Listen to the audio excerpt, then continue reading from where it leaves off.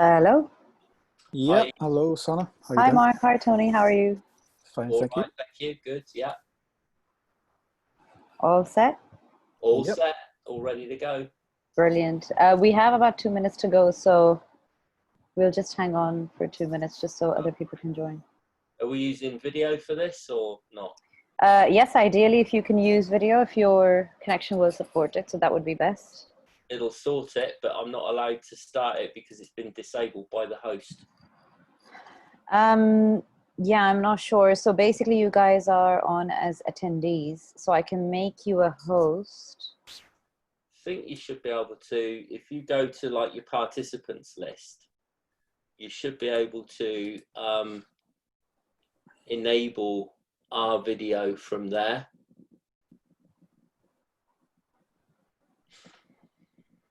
So the participants list is down the bottom. Okay. Can you see if you've got the permission to start a video now? Let's have a little look. Yep, I think so. Start video. Yeah, there we go. Sorted. Brilliant. Well done, Sana. Gotta love technology.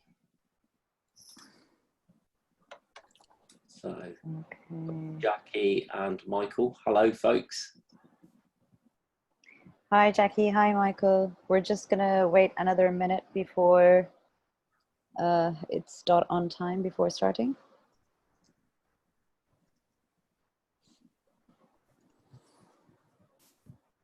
Are you guys happy for me to control the slides while you speak, or do one of you want to? No, you crack on, Sana. Probably easier. Okay, great. Yeah.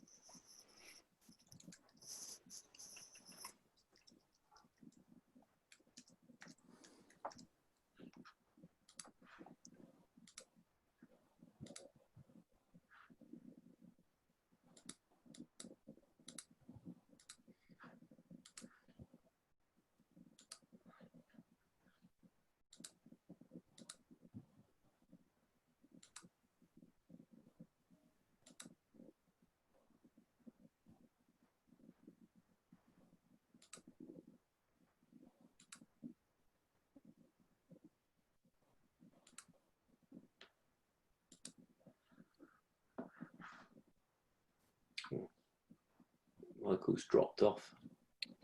Yeah, that's okay. I'm sure he'll be back. So I think it's time now. Do you think we should start? Yeah, let's get for it. Perfect. Okay, let me know if you can see my screen. I can.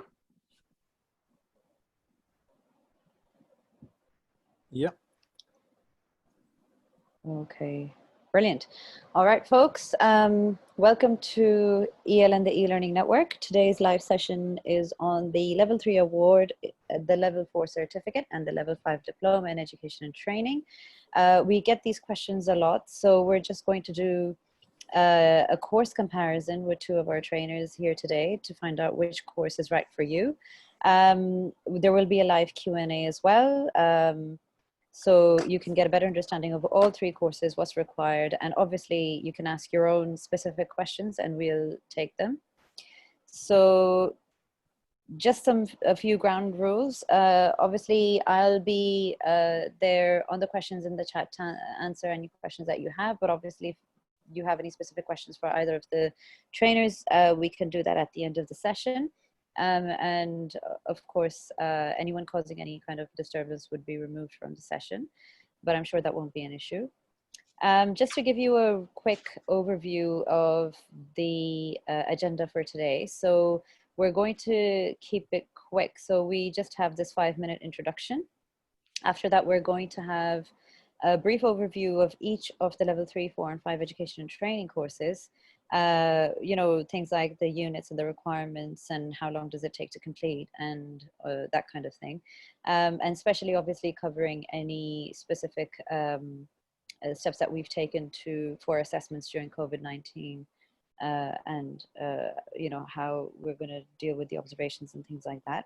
And of course, what to consider before choosing a course, frequently asked questions. So we will go over them for about 15 minutes. And then obviously at the end, we've left ample time for you guys to ask your own questions. And we will just be able to answer your questions then. So our presenters for today are Mark Breslin. He's the training manager for ELN and one of our most highly rated tutors. He supports students on our level 5 diploma in education training, as well as some of the other courses. But obviously as training manager, he has experience of the level 3 and the 4 as well. Overall, he has 23 years of training experience in various parts of the world and in quite a few different sectors. So it'd be worth hearing what he thinks about each of the qualifications. We also have with us today Tony Lamsdale. He has to be, I would say, one of the most popular tutors we have at ELN for the level 3 award and the level 4 certificate in education and training.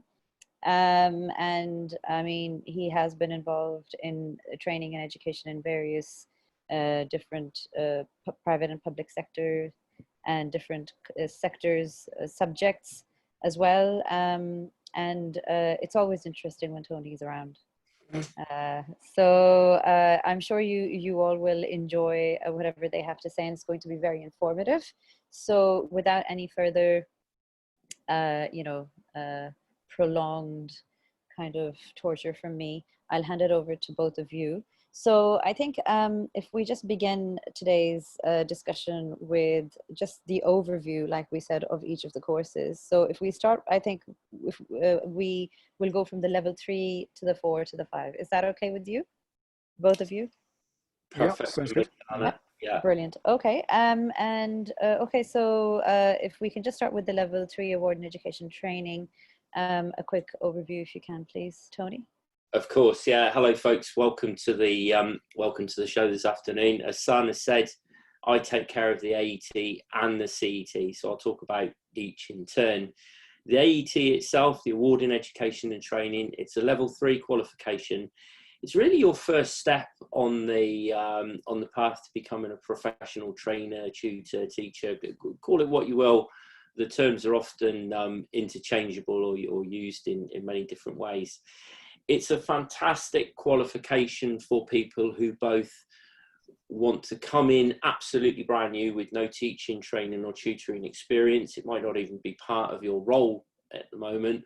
But similarly, it's a great qualification for those who've already been involved in teaching or training in some way, shape or form. They just need the formal recognition of that by way of a course, and they've chosen to do the AET.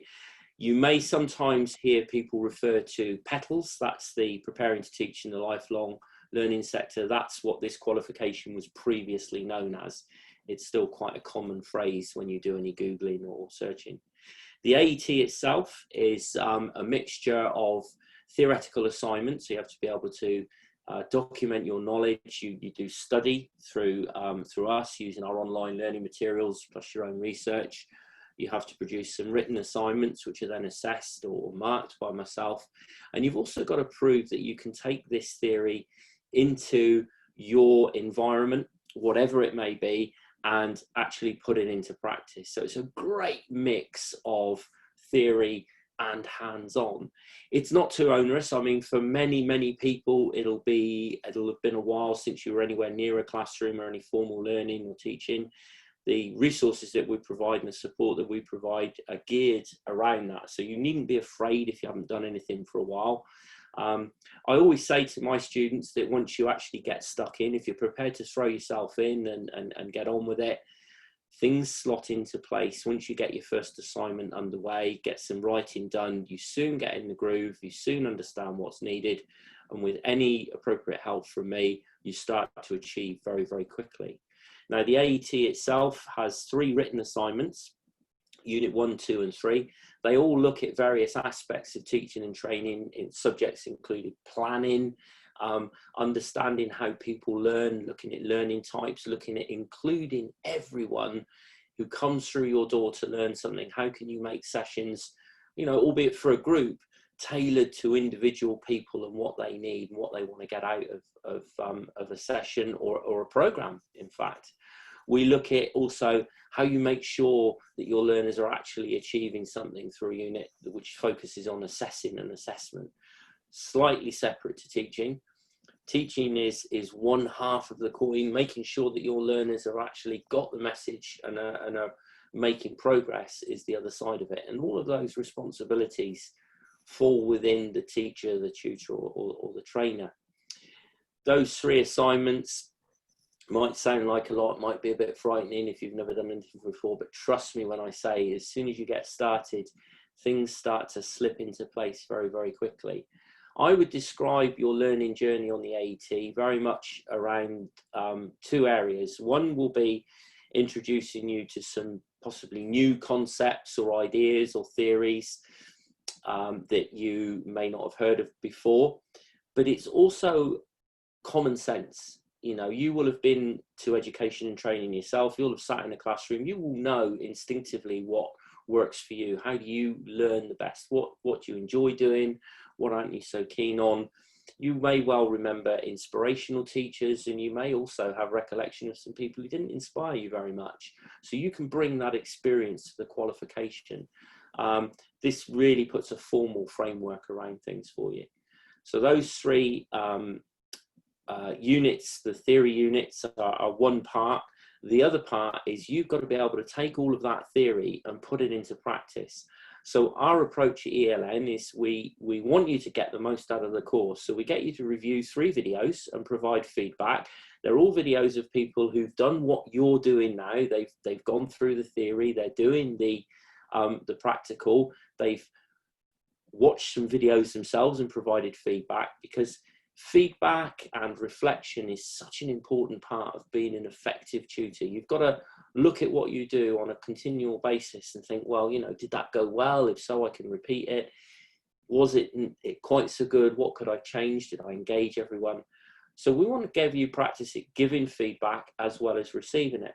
So you watch 3 videos, you provide feedback. It doesn't go anywhere other than your assessor, me, your tutor. And then we get you to plan your own session. It's a 15-minute session, any subject of your choosing. So you don't have to do it in a formal environment. It could be, I've seen sessions that people have done at home because they're not currently involved in formal teaching or tutoring. And I've also seen more formal sessions, people in nursing or dental practice or whatever, where they really wanted to get their hands on something that they're actually doing for real as part of their job role. So there's a really broad spectrum of things that you can teach. You know, the world is your oyster. Be creative if you like. Don't be afraid. You plan the 15-minute session and you have to deliver it to a minimum of 3 students, all of whom must be over the age of 18. And obviously at the moment we're in a little bit of a sticky situation where going out and doing face-to-face teaching and learning isn't possible for everyone. So we can accept sessions delivered remotely using perhaps Zoom or some other technology. All you've got to be able to do is record the session. So pick a platform that allows you to record. Once the session's recorded, you send me the recording, I view it, give you some feedback, you get some feedback from your learners, and that's pretty much the qualification in a nutshell. Obviously, it's hard to do it full justice in sort of 4 or 5 minutes description, but if I've caused you to think of any questions, please hold on to them or pop them in now, and Sana will take a look and we'll come to it at the end.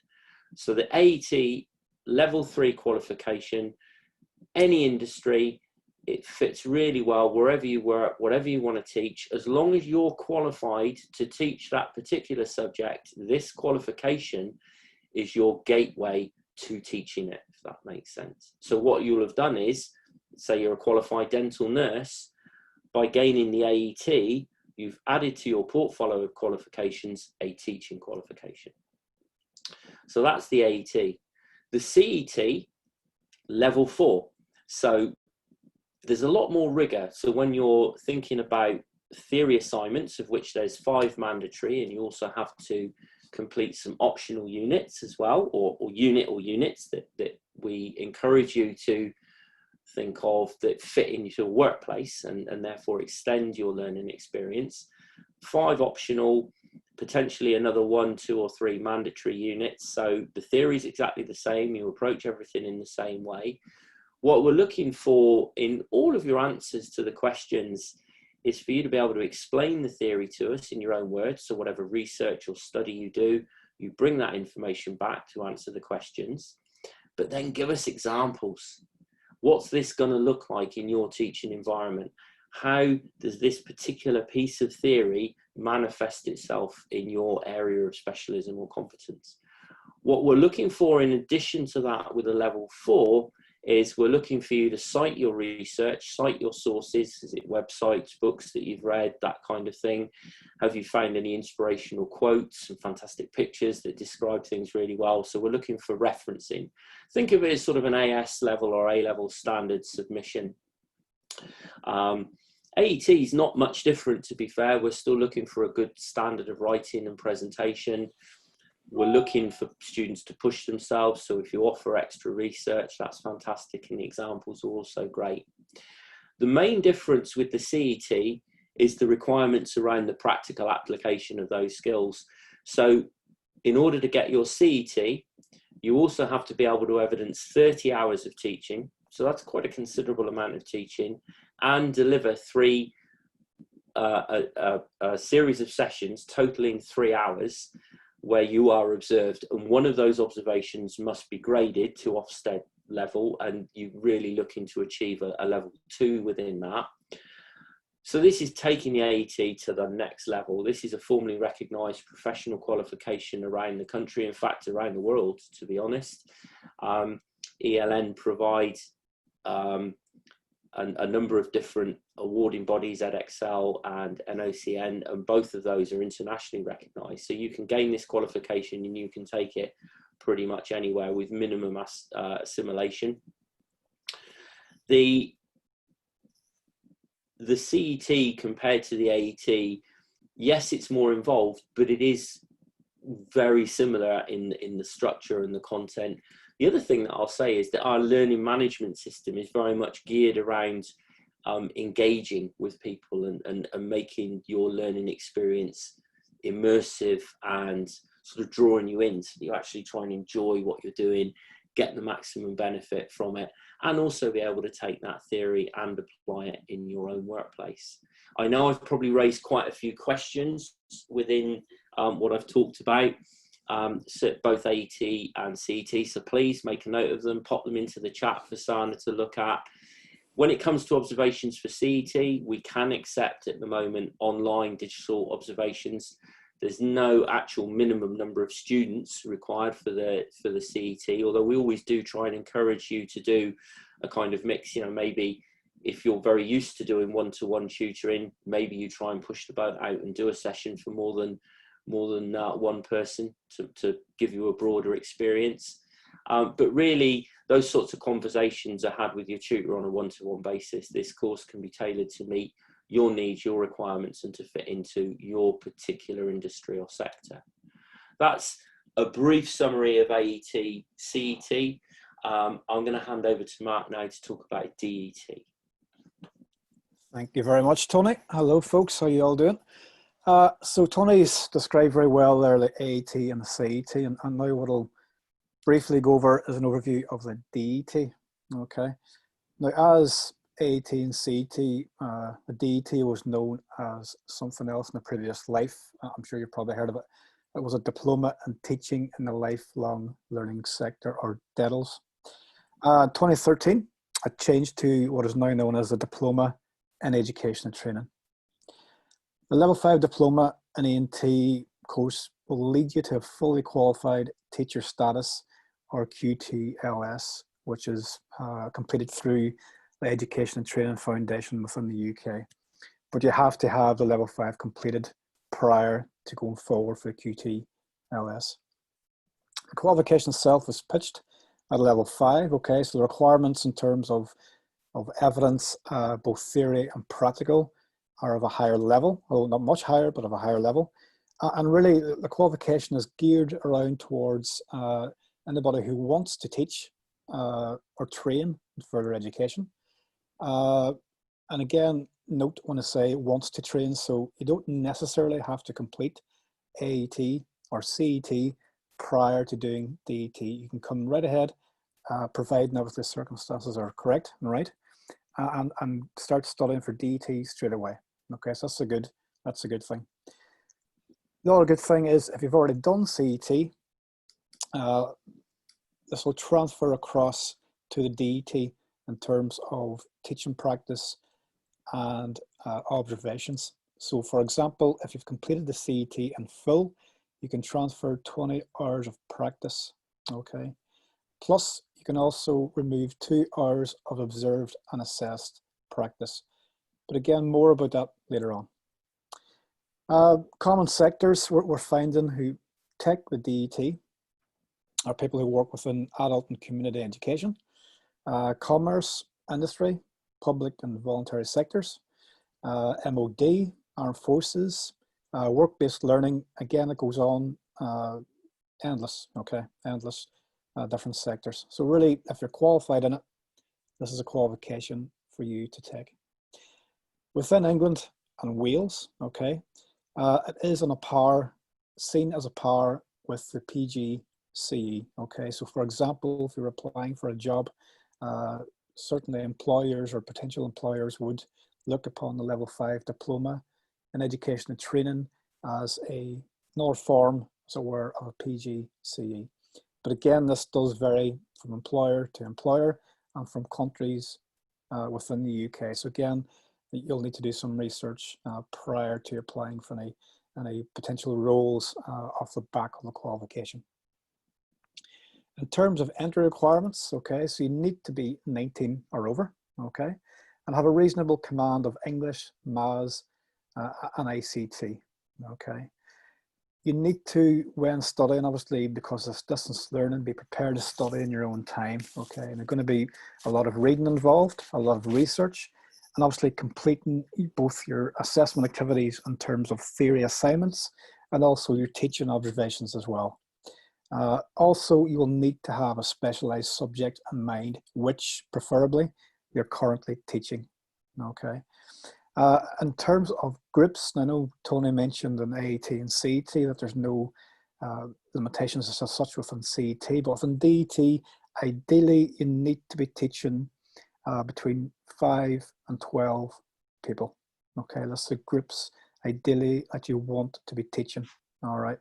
It should be a mixture of both, but really, you know, between 5 and 12 will suffice. Also, a major requirement will be for you to complete 100 hours of actual teaching practice, whereas the CET with 30, this is now 100, okay, so it's treble plus more, okay, but again, you can log these hours the day and hour that you register for the DET, okay, and we do have an easy log, easy record, same as a CET, where you can effortless log in these hours, and as long as they're ratified prior to you completing the course, that'll be fine. Okay, but again, we obviously provide assistance throughout the whole process. In terms of what the course is based on, it is level 5 teaching, but it is primarily based on the teaching, learning, and assessment cycle. Okay, going from identifying learner needs right through to the planning, the facilitating of learning, the assessment, and the evaluation of learning as well. So each of those elements of the teaching, learning, and assessment cycle you will actually cover during the course, and cover quite intense as well. The units, okay, and again, the units are mandatory and optional. Okay, so the mandatory units, we have a total of four mandatory units.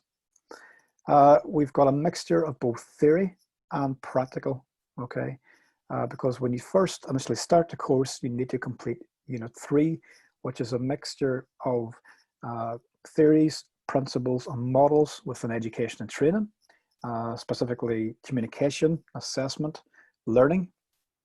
And what you need to do is a load of research, quite theory heavy, and get this unit completely finished prior to completing any observations or any other units. It's quite important that you get these basics correct first and understand them prior to moving forward with observations and other work, okay? But again, you've got our full guidance and an excellent LMS learning management system to guide you as you go through it.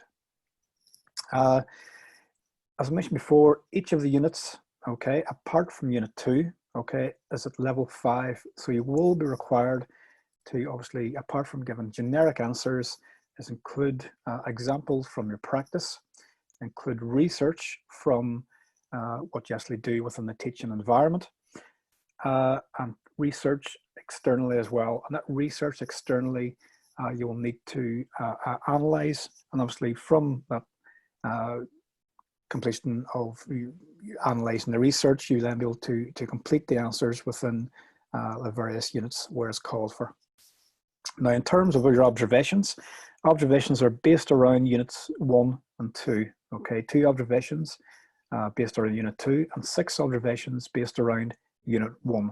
And what those units are all about is basically developing your teaching, learning and assessment skills within the education and training environment. And again, that's why the observations are based around those particular units. But again, I hasten to add, this is just an overview. There's a lot more detail in this, and you will receive a lot more information if you were to register for the course. Unit 4, on the other hand, is all about wider professional practice within education and training.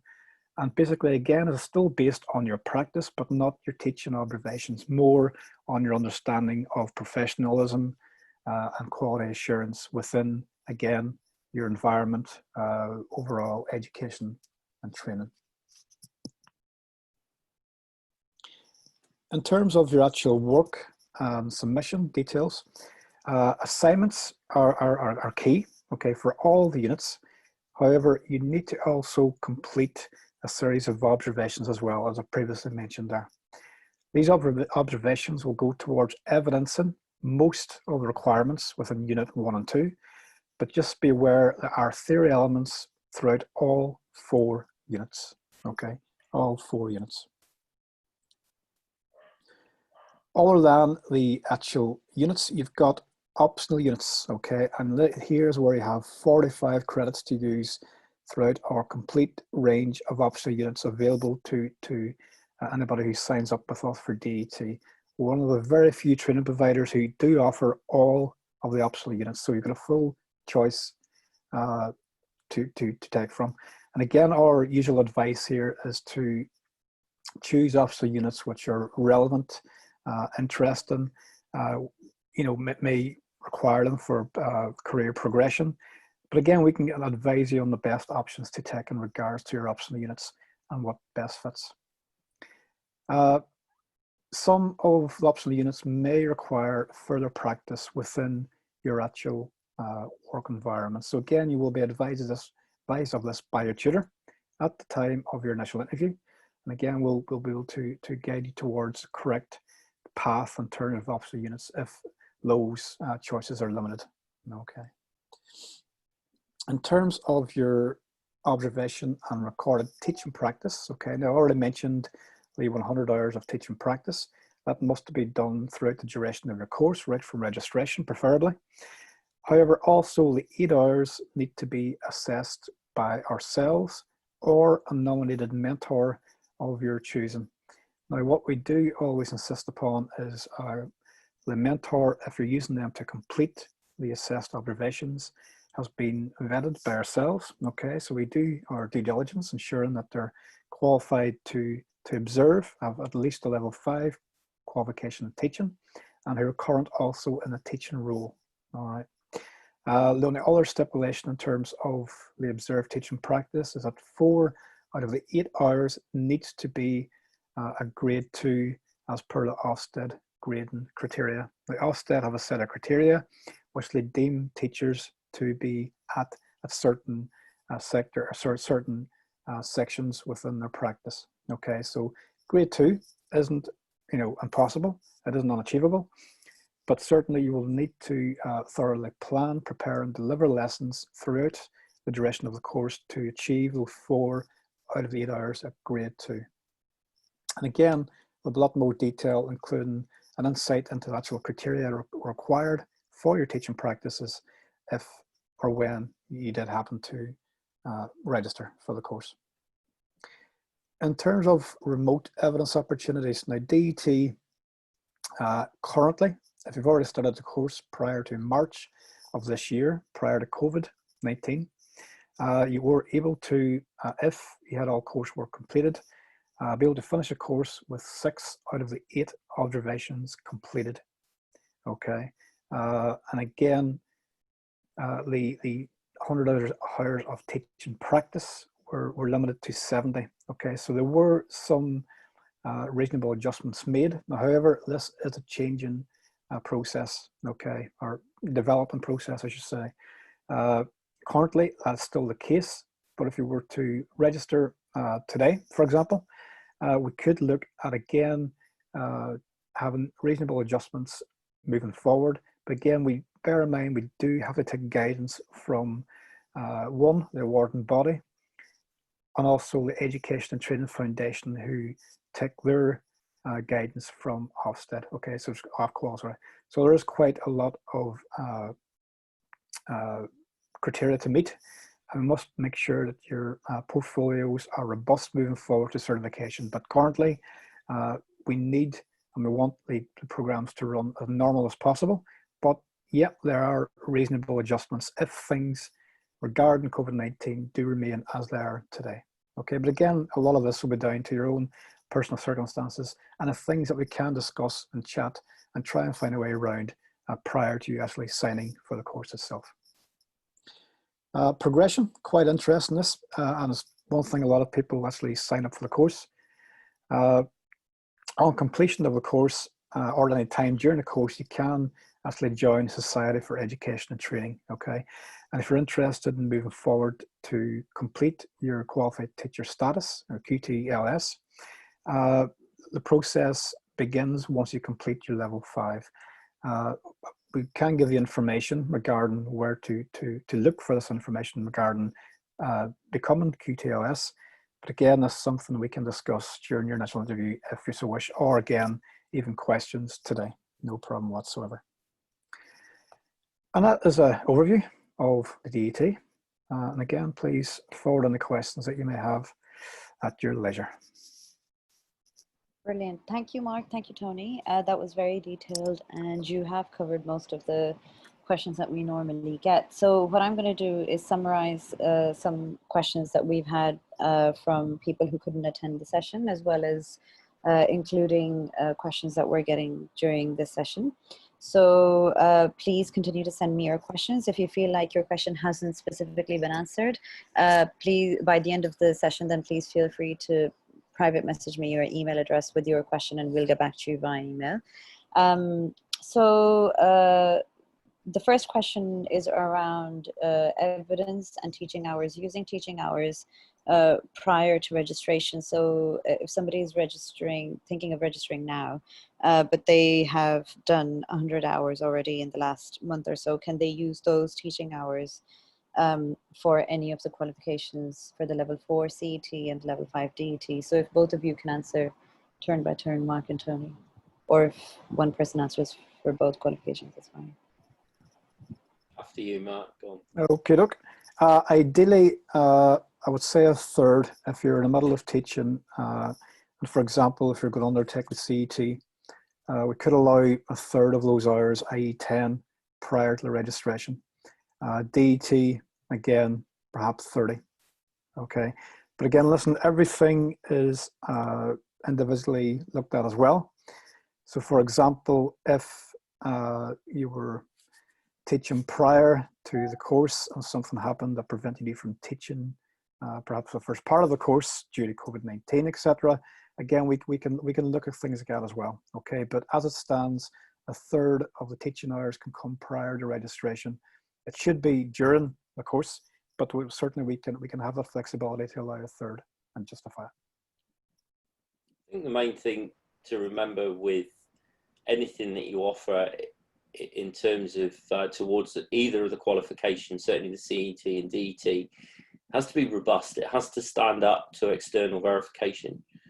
ELN is a direct claim training provider, which means that we can issue certificates once everything's been processed, and that we apply directly to your awarding body, and your certificate will be passed out to you just, you know, pretty much as soon as it can be.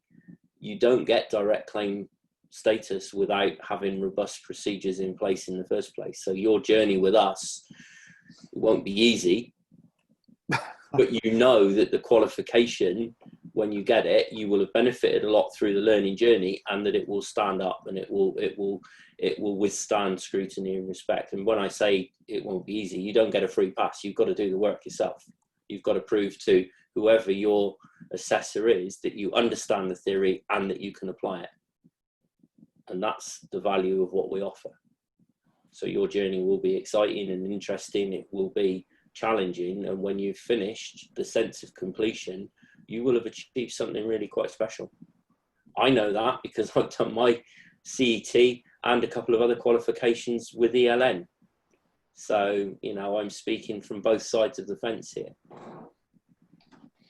Brilliant. Thank you, Tony, for that honest review. Thank you, Mark, as well. Okay, so there are a couple of questions about observations during COVID-19, especially where some people still don't have access to face-to-face observations. So can you accept remote teaching observations? And also, what if you're not able to do any teaching at all at the present moment? Then what would you do in that situation? So sure, I can take that if you like. The simple answer to remote is yes, absolutely we can. We're still looking for the same qualities in that session. We're looking for engagement, motivation, sticking to plan, working with students, enabling students. So you will be assessed in the same way. It'll just be digital versus actually stood in a room face to face with people. So yes is the short answer. As the COVID situation changes, at the minute we can accept all sessions, but as the situation changes, we may well revert back to a mix of face-to-face and remote sessions.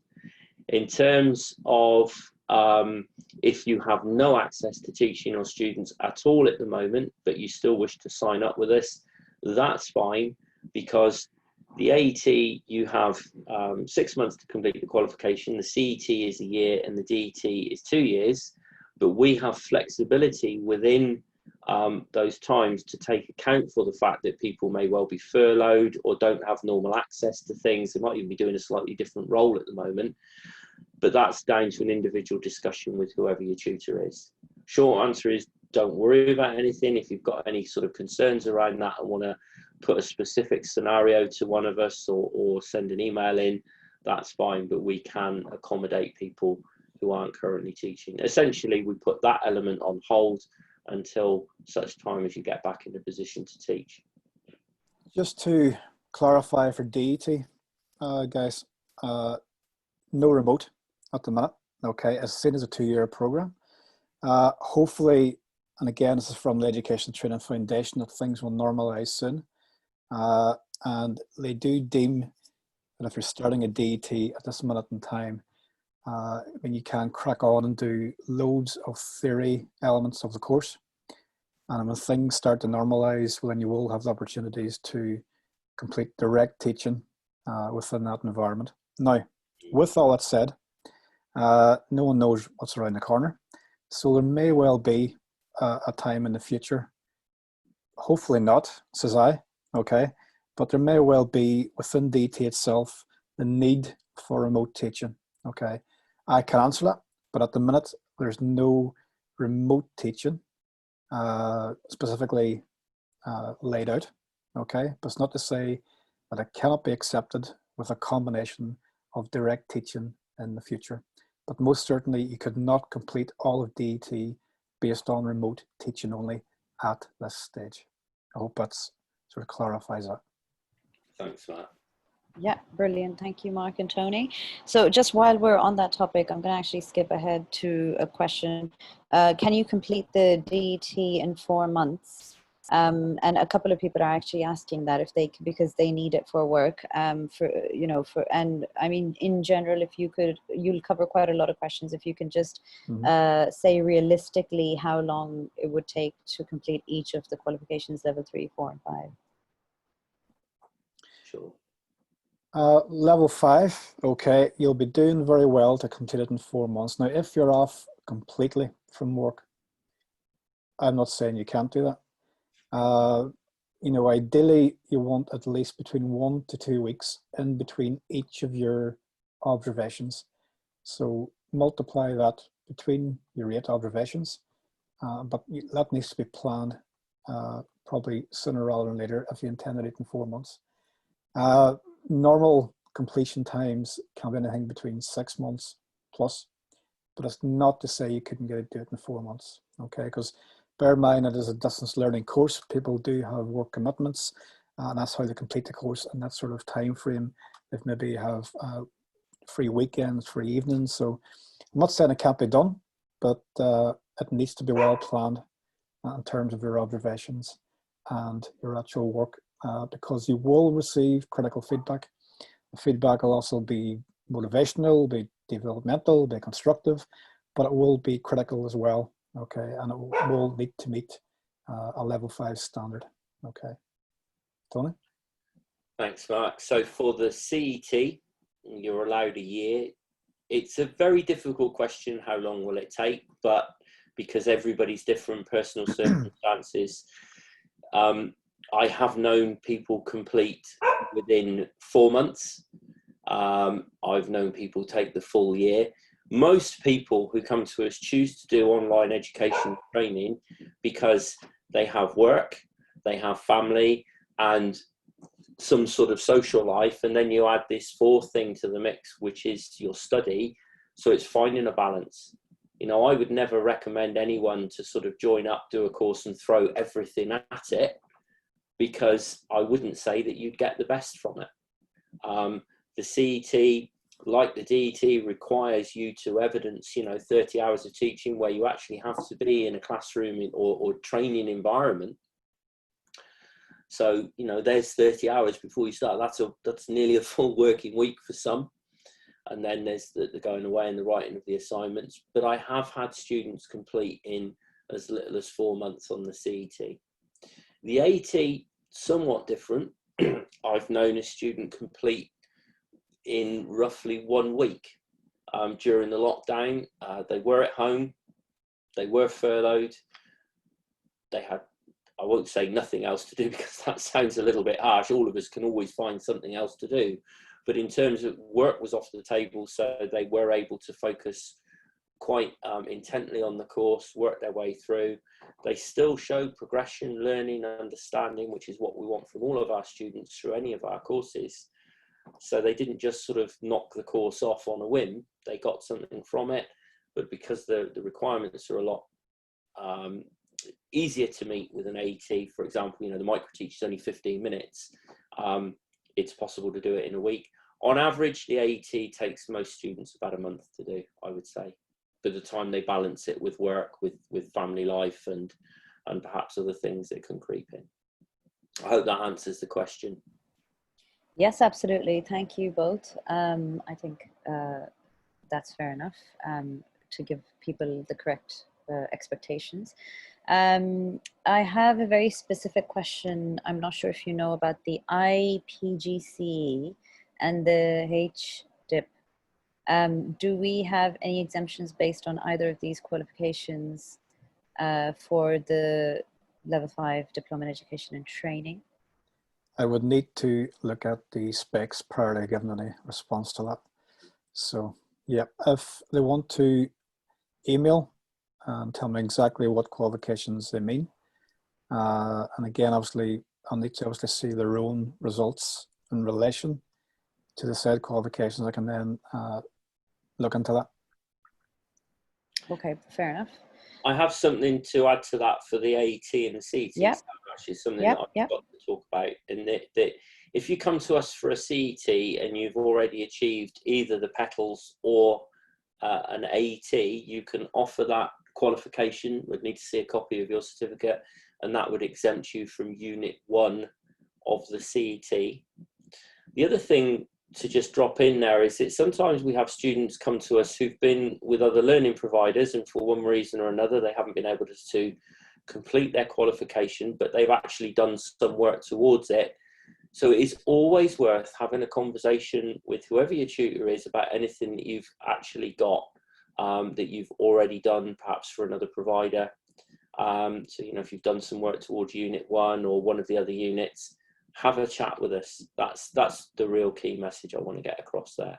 So AET will exempt you from unit, or Petals will exempt you from Unit 1 of the CET. And if you've got work or prior experience with AET within the teaching and learning sector, have a chat with us. Brilliant, spot on, Tony. You answered a couple of questions with that one, actually. Thank you. Okay, what's the difference between the length of the assignments or the word counts between all three qualifications? Oh, I love this question. Can I answer it, please? Yes, sure, go on. So we specifically do not set a word count for any of our assignments. Two reasons for that. One is that it depends on who you are and your circumstance. Some people can write beautifully and cover all the key points in incredibly few words, and others take more. I happen to fall into the take more category. So you cannot penalize someone who can write really, really well and concisely by giving them a kind of false target to meet. The other thing with word count is that one of the hardest things to do when you return to education after a period of being away from it is to look at a document or a question and then start to think about how on earth you're going to answer it. So if we say your answer must be 500 words or 1,000 words, that immediately puts a barrier up, or potentially can. Some people love it. They like, right, I've got a target, I can aim for that. But then within that, you have to question the value of those words. Have they written those words to meet the target, or do those words actually contribute towards the demonstration of understanding within their answer? So the short answer is no word count. For DET, again, for clarity, there are a number of word counts within Unit 3 and the other units. Average, you're talking between 2,000 and 2,500. For Unit 3, for example, there's a total of 4 questions, and each question carries between 2,000 and 2,500, just for a brief indicator for level 5.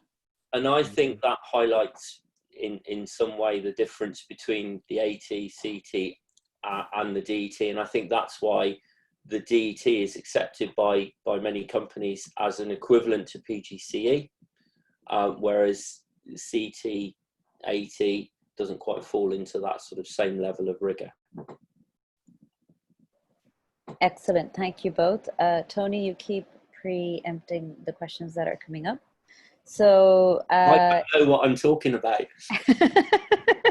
I have a very specific question about should somebody do the PGCE or the DET if they want QTLS?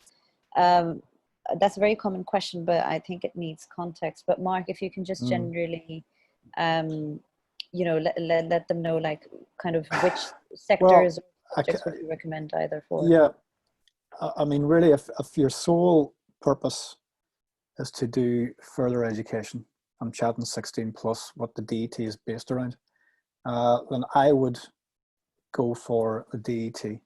Okay, a couple of reasons why: you can get it done quicker, and it's better value for money as well, and it will get you into colleges, universities, etc., etc. Now, if you are wanting a broader, wider range of opportunities, then PGCE.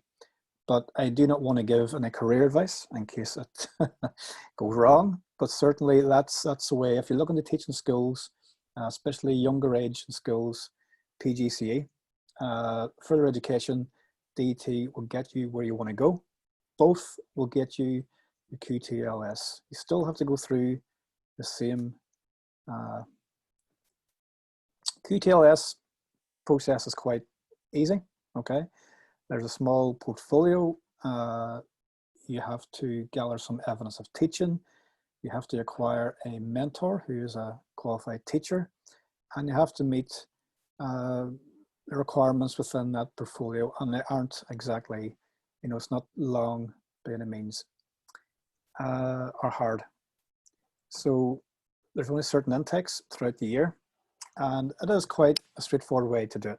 And at the end, you've got your qualified teacher status, which will allow you to teach, as I said before, in some schools, if not most schools, and certainly all further education establishments. Now, bearing in mind the PGCE, you need to have a degree with to teach. Okay, but if you have a degree first, then your PGCE, whereas the DET, you can take a DET without having a degree. Okay, so you can still go into further education and teach something obviously you're specialized in, you're qualified in, but it doesn't need to be degree, if that makes sense. Yeah, absolutely. Following on from that, one of the common questions I get around AET and CET is, so, you know, I study in AET, for example, what does that qualify me to teach? And the answer to that is whatever you're qualified in. So my own experience, I'm a qualified engineer. I also have various other qualifications. So because I have engineering qualifications, if I wanted to go into vocational training with an engineering environment, I take my engineering qualifications, I add to them my CET, and that is what qualifies me to teach engineering, but only up to the level that I'm qualified in engineering, if that makes sense. So you can take my example, you can apply your own industry, your own specialism, your own qualification. You add the qualified the teaching qualification alongside it, and those two together are what enable you to teach. As Mark said, and I'll echo, we don't get into individual career advice because you will know your industry better than we do. Whatever industry you're involved in, you need to do a little bit of background research. If you're looking for a specific job, look at people that are offering these jobs and see what they're asking for. That will then allow you to make a decision on what qualification you've either got and is it suitable, or what qualifications you need to go and get in terms of teaching in order to give you a chance of applying for and being successful for that role. I mean, as Tony said there, the best source that you can ever acquire is through job advertisements. Look at job advertisements for teachers in certain locations and see what they're asking for. And that's, if you've got a gap in the system, you plug that gap by getting that qualification or getting where you want to go. So that's your first port of call, and seeing what you need for a particular job in a certain sector. It's quite easy to do, you know. Absolutely. Absolutely. That's really excellent advice. Thank you. And that kind of covers also questions around what level of qualifications they would need in different sectors, because we have quite a few qualifications around that. So, I mean, generally the advice would be, Tony, as you mentioned, do you want to just explicitly cover the levels of the qualifications? You did kind of mention that it would be lower, but if you could just explicitly kind of just cover that. Yeah, so the AET is a level 3. Is this what you mean, Sally? The AET is a level 3. So if you had level 3 qualifications in a particular subject or discipline, the AET would allow you to then put that alongside those other qualifications and go in and teach those in a situation. Might even be enable you to get into a classroom and teach in there, or certainly vocationally. CET level 4, again, you could teach up to level 4 or anything that you're qualified to teach in, using the CET as the enabler for teaching within that. I'm not sure I've answered the question there. Yeah, Another, sorry, this button there, sorry. Another good source, guys, as well, and again, depends what sector or what your intentions are. But for example, if you wanted to teach a first aid qualification or a security qualification, you know what you want to do. That's what sector you're involved in, right? And you say to yourself, what I need to teach this? What you need to do is go online, go to an awarding body who's actually offering those qualifications. And what you can do is download a qualification spec or specification. And every specification for every qualification on the Ofsted framework has got tutor and assessor requirements. And within those sections, within the specs, you will see exactly what you need to be able to teach a certain subject, a certain qualification. So that's another source which is very, very good. And it'll tell you in black and white what you need to have, what you need to achieve to be able to teach in a particular sector or a particular qualification. Yeah. That's brilliant. So excellent pieces of advice there. So you can either look at like job ads and see what the requirements are for the kind of job that you want to apply for, or if you want to teach a particular type of course, you can go and look at the awarding body specification and find out what they require the tutors for that qualification to have. That's brilliant. Okay, thank you, Mark. So I have a couple of questions around people who are working freelance or working for more than one company. So, you know, can they use different teaching hours from different settings as such, especially if they're working freelance? And I know we've had cases like that before. So if you can just either or both of you talk about how we kind of accept that or how we verify that. And also, especially during COVID-19, people sometimes have blocks of teaching coming up in a particular institution. Could they possibly just use all of those teaching hours together as their, you know, to fulfill their teaching hour qualifications in a particular institution and then use other evidence from another institution? So just if you can have a discussion around that, if possible, please. I'll kick off, Tony. Short answer is yes. There's no problem at all, especially with the teaching hours. You, by all means, any teaching that you do, and for obviously for DET, any group teaching that you do, get it down in the record, no matter if it's 15 different groups. Get your teaching. At the end of the day, we're looking for your teaching hours, not exactly, you know, who it is with. In terms of your actual 8 observations within the course, there is a requirement within Unit 2 to complete and develop a scheme of work. Now, if I was marking your work, for example, for Unit 2, and again, this is an example, I could look at a certain time within your observations and say, yep, you've given me a scheme of work, you've completed 2 observations from the scheme of work, even though your other 6 observation was somewhere completely different. That's fine, okay. There are ways we can look at it. There are ways we can be flexible and still enable you to meet the assessment criteria, okay. So what I'm trying to say is, don't be fixated that you need to be in one particular university, school, location to do all 8 observations and do all 100 hours. We can find a way around that. And I say around it, it's not cheating the system. It's you fulfilling the criteria, but you know, being creative and trying to do that. Yeah, and absolutely the same for the CET. You know, you have to create a scheme of work. Your observed sessions have to be included within your 30 hours. But those 30 hours don't all have to be in the same place or the same subject. In fact, I would always encourage people who've got the opportunity to teach different subjects or different areas to make use of that, to broaden their skill and experience. But I mean, again, if anybody has any concerns or questions prior to registering, I mean, there's no problem at all. You can schedule a call and we can discuss those type of things. So you're happy and secure in your own mind prior to signing up for anything. That's no issue at all. That's no problem. Absolutely. Thank you both again. So we are getting quite close to the time, but I do have another question around, will I need a mentor or subject expert in my institution for help with this course? I know they need a mentor for the QTLS, but what do you think about them having a mentor for either of the qualifications? And also, if they do need a mentor, then what qualifications will they need? For the DET, a mentor is encouraged, but it's not mandatory, okay? Because at the end of the day, when you think about it, it's distance learning. You have me at the end of a phone, you have me at the end of a computer. By and large, I'm your assessor, but I'm also your mentor as well. So if you haven't got those means, don't worry about it. Absolutely.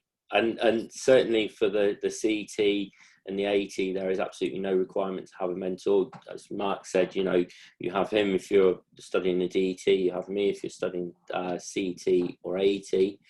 The requirements around observations, which is slightly related, is that if you're going to be observed through either CET or DET, then the person observing must be a qualified teacher. Now, the chances are, if you're being observed or taking a CET or a DET, you're working in a formal educational establishment, whether it's a school, college, university, or whether it's something more vocational. So the chances are you will have qualified teachers within that environment.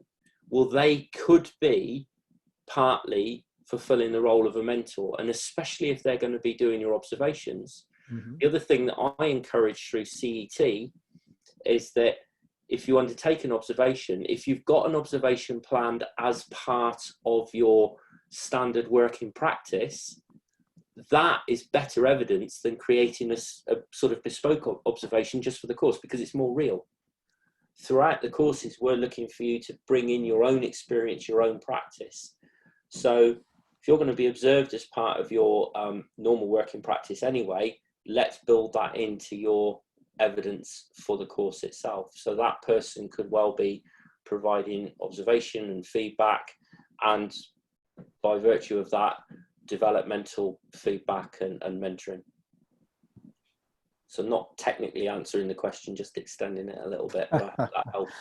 Yeah, absolutely. I mean, if you can, if we are using an external observer, if somebody in the organization is observing them, sorry, would they need the CET or the DET, like a teaching qualification, or if they are assessor and IQA qualified, would that be enough?